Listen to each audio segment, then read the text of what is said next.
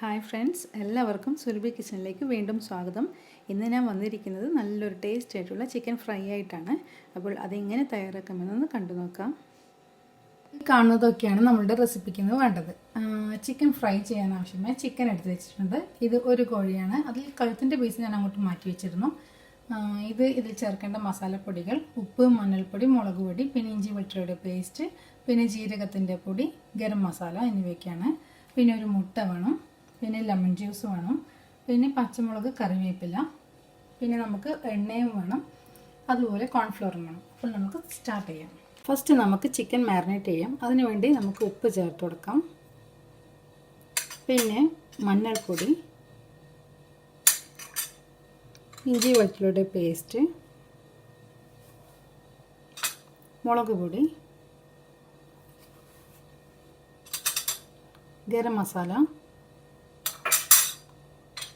ജീരകത്തിൻ്റെ പൊടി, ഇനി lemon juice, ഒരു മുട്ട, ഇനി നമുക്ക് കോൺഫ്ലവർ കൂടി ചേർത്തെടുക്കുക. 2 ടേബിൾ സ്പൂൺ എടുത്തിട്ടുണ്ട്.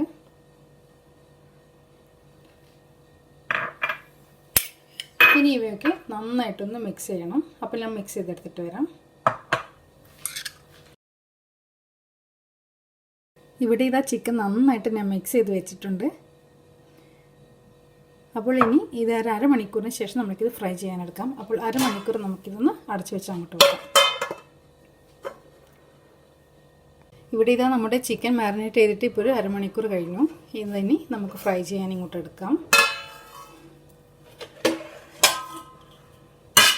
ഇവിടെ നമുക്ക് ഫ്രൈ ചെയ്യേണ്ട എണ്ണ ഒരു ചൂടായ പാനിലേക്ക് ഒഴിച്ചു കൊടുക്കാം. അപ്പോൾ ഇത് നല്ല ഡീപ്പ് ഫ്രൈ ആണ്. നന്നായിട്ട് എണ്ണയിൽ മുങ്ങിക്കിടക്കാൻ പാകത്തിന് നമുക്ക് എണ്ണ ഒഴിക്കണം. ഇവിടെ ഇത് എണ്ണ നന്നായിട്ട് ചൂടായിട്ടുണ്ട്. ഇനി നമുക്ക് ചിക്കൻ പീസ് ഓരോന്നായിട്ട് ഈ എണ്ണയിൽ ഇട്ട് കൊടുക്കാം.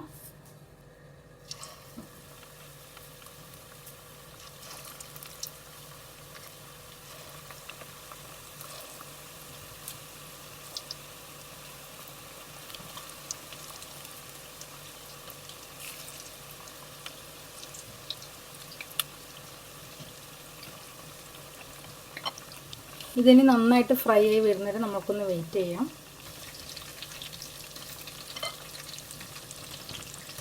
ഇതെല്ലാം ഒന്ന് തിരിച്ചിട്ട് കൊടുക്കാം. പിന്നെ ഹൈ ഫ്ലെയിമിൽ തന്നെയാണ് ഞാൻ ചെയ്യുന്നത്. നന്നായിട്ടൊന്ന് ഫ്രൈ ആയി വരട്ടെ.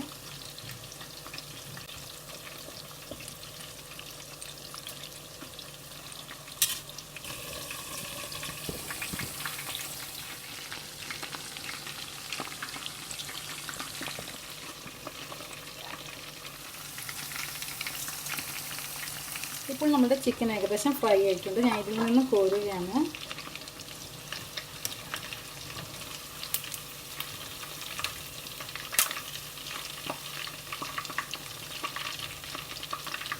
നന്നായിട്ട് ഫ്രൈ ആയിട്ടുണ്ട്. ഇതിനെ നമുക്ക് പ്ലേറ്റിലേക്ക് മാറ്റാം.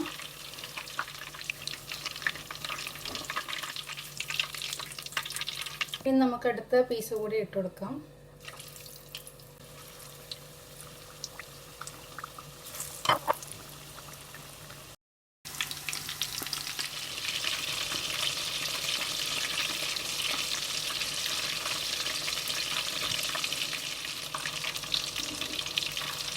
സൈഡിൽ വരുന്ന പതയൊക്കെ ഞാൻ ഇങ്ങോട്ട് കോരുന്നതാണ്.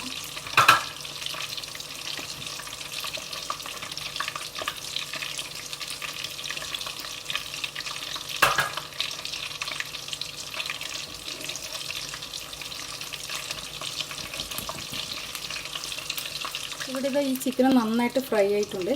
ഇനി നമുക്ക് ഇതിലേക്ക് പച്ചമുളകും കറിവേപ്പിലയും ഇട്ട് കൊടുക്കാം.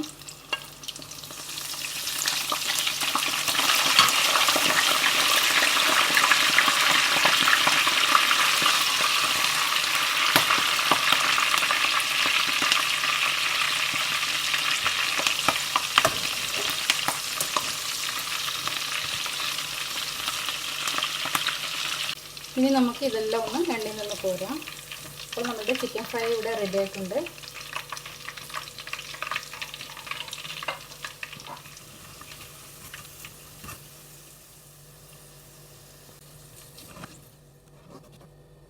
അങ്ങനെ ഇതാ നമ്മുടെ ചിക്കൻ ഇവിടെ റെഡി ആയിട്ടുണ്ട്. ഇനി കഴിക്കാം. നല്ല ടേസ്റ്റാണ് കഴിക്കുവാൻ. അപ്പോൾ എല്ലാവരും ഒന്ന് ട്രൈ ചെയ്ത് നോക്കുക. ഇതുപോലുള്ള റെസിപ്പീസുമായി ഞാൻ വീണ്ടും വരുന്നതായിരിക്കും. Thank you.